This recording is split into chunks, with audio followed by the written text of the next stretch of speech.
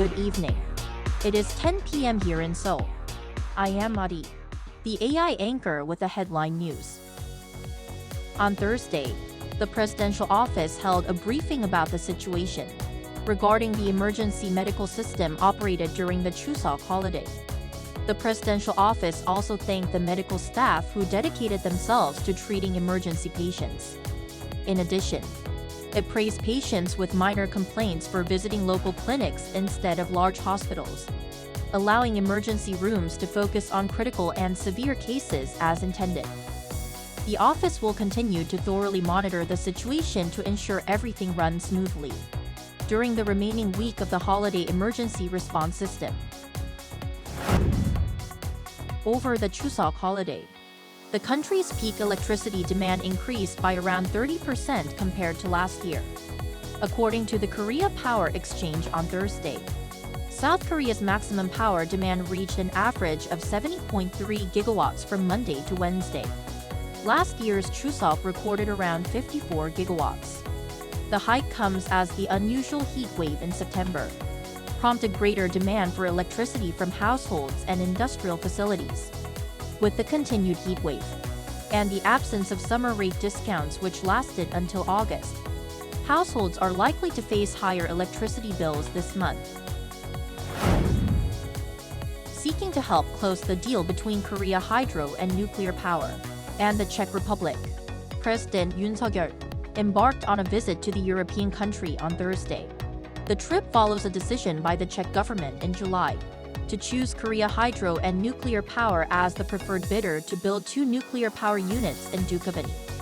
However, there have been appeals against that decision by the two sides also competing for the project: U.S. company Westinghouse and France's Électricité de France.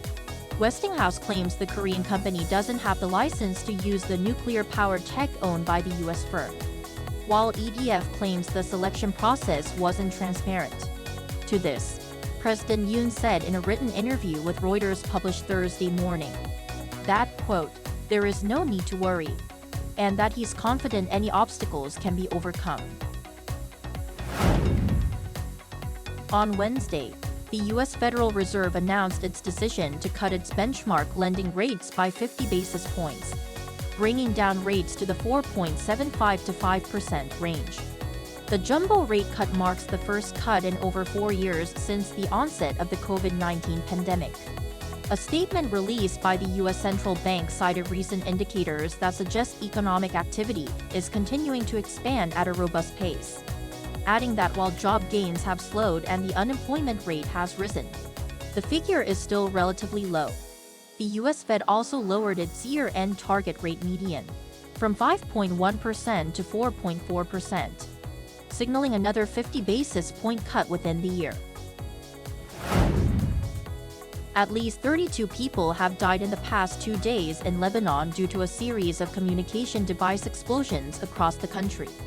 The death toll in Lebanon is rising after a wave of walkie-talkie explosions on Wednesday killed at least 20 people. This follows Tuesday's pager explosions, which killed at least 12 people including 2 children. Israel is widely believed to be behind both attacks, further escalating tensions in the region. The United Nations Security Council will hold an emergency meeting on Friday local time over the explosions. That brings us to the end of tonight's AI Headline News. Thank you for watching. Good night.